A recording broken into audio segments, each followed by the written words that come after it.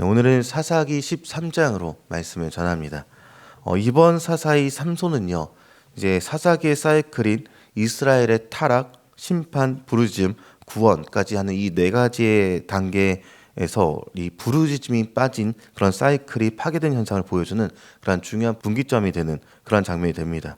그래서 사사기 전체의 21장 중에서 반절 정도 되는 23장에서 사사기에서 이스라엘 백성들의 모습을 보여주고 있는 것이죠. 그래서 본문 1절을 보니까요, 이스라엘 자손은 다시 우상 숭배에 빠졌다라고 이야기를 하고 있습니다. 하나님께서는 다시 제약의 길을 걷는 이스라엘에게 블레셋에게 40년 동안 넘기시며 제약에 대한 심판을 허락하시는 것을 보게 됩니다. 그러니까 지금 상황은요, 이스라엘은 자신의 죄악을 깨닫지 못하고 있고 하나님을 찾지도 않는 그런 암담한 상황 속에 있다는 것을 오늘 본문은 보여주고 있는 것이죠. 이제 신방을 하면서 다니다 보면요, 신앙생활을 열심히 하다가 교회를 떠나간 사람들의 이야기를 들을 때가 있습니다. 그들은 교회에 오기는 와야 한다는 것은 알기는 아는데 자신의 어려운 상황이 혹은 즐길 거리들이 교회로 나오게 되는데 어려움이 있다라고 말하곤 합니다. 우리는 어려움이 있을 때 주님 앞에 나와야 한다는 사실을 잘 알고는 있지만 너무 자주 반복되다 보면 주님 앞에 나오는 순간 자체를 잃어버릴 때가 있는 것이죠. 사사기도 그와 같다 여겨집니다. 그러나 하나님은 여전히 이스라엘을 사랑하셔서 그들이 하나님을 찾지 않았음에도 사사를 보내주고 있는 것이 오늘 본문입니다. 2절부터 보니까 소라 땅의 단지파의 마노아라 하는 자의 그 가정에서 일어난 일을 먼저 설명하고 있습니다. 이 마노아의 가정에 있는 아픔에 대해서 설명하면서 본문이 시작하고 있는 것인데요. 그 가정에 자녀가 없어서 고난 중에 있다라고 알려주고 있는 것입니다. 그리고 마노아에게 자녀가 있을 것임을 여호와의 사자가 알려주는 것이죠. 먼저 개인의 아픔을 치유하시는 하나님이요, 그 개인을 치유하시고요, 또 그 개인을 통해서 이스라엘을 치유하실 것이다라는 이러한 메시지를 담고 있습니다. 우리 그리스도인들이 그와 같은 모습을 갖고 있죠. 우리의 아픔을 치유하시는 하나님은요, 우리를 통해서 이 땅을 변화시킬 것을 기대하고 계신 것입니다. 우리 그리스도인들을 통해서 천국의 모형이 나타나게 되면서요, 우리 그리스도인들을 통해서 기쁨이 넘치는 세상이 될 것을 주님께서 우리에게 바라고 계신 것이죠. 이제 본문에서는요, 여호와의 사자가 마노아의 아내에게 나타나서 말합니다. 임신하여 아들을 낳을 것인데 이렇게 말하면서 그를 나시린으로 드려라 라고 이렇게 말하는 장면이 나타나는 것이죠. 4절 말씀인데요, 우리 4절 말씀을 함께 읽어보겠습니다.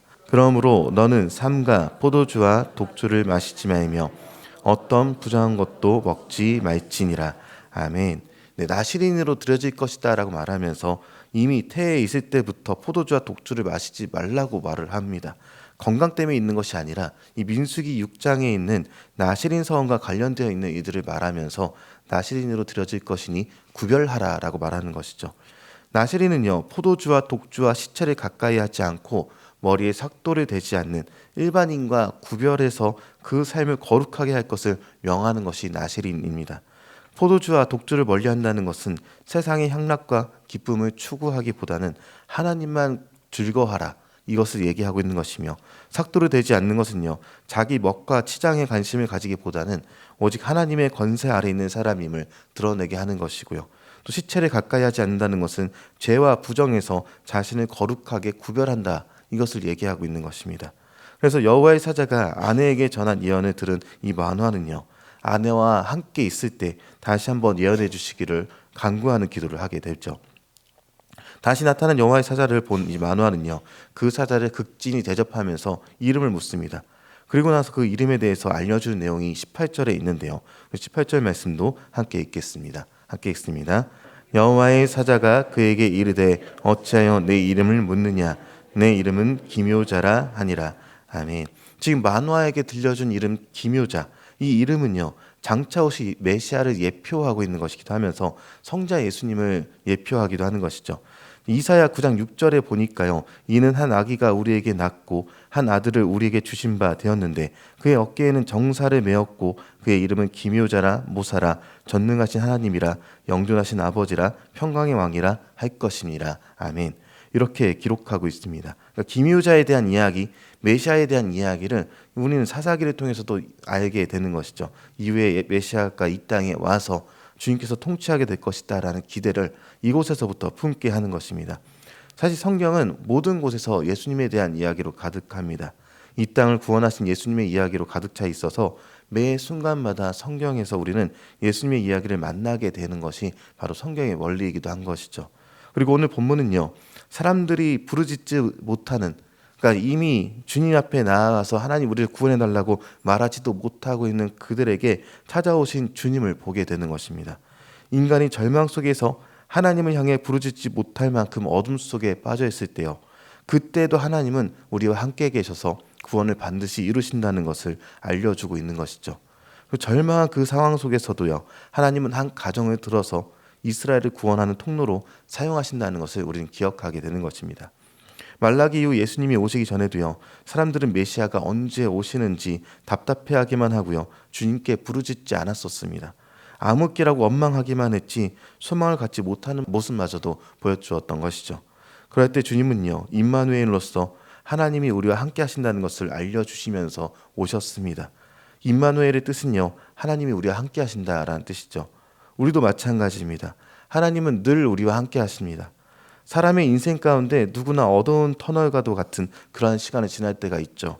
우리는 하나님이 함께 계시지 않는 것 같다면서 왜 이렇게 나 혼자 힘든 순간을 견디고 있는지 모르겠다며 주님을 원망하고 힘겨워하는 순간도 있을 것입니다. 그러나 그때도 여전히 하나님은 함께 계십니다. 그렇게 오늘 본문인 사사기 13장이 우리에게 들려주는 말이 있다면 하나님의 구원은 여전히 계속해서 이루어지고 있다라는 것입니다. 우리를 잊으신 것 같아도 하나님은 반드시 우리를 구원하시는 사랑의 하나님이십니다. 어쩌면 우리가 상처 입은 모습의 그런 사람들일 수도 있습니다. 만화의 그 가정처럼 임신하지 못하는 그런 모습이 어쩌면 걱정 가운데 있는 모습이 우리의 모습일 수도 있다는 것이죠. 어려운 상황 가운데서 더 이상 하나님을 찾지 않는 죄악된 모습을 갖는 모습이 우리일 수도 있고요. 이스라엘처럼 하나님을 찾지 못한 상황이 우리의 영적 상태일 수도 있습니다.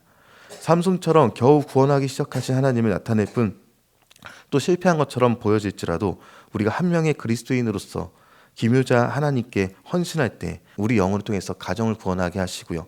그리고 나라를, 민족을, 온 세상을 구원하게 하실 때 바로 우리의 구원을 먼저 사용하시고 이어서 우리를 통해서 세상을 살리실 것입니다. 이것을 기억하시면서 우리가 늘 하나님과 함께한다는 기억하는 오늘 사는 저 여러분 되기 주님의 이름으로 소망합니다.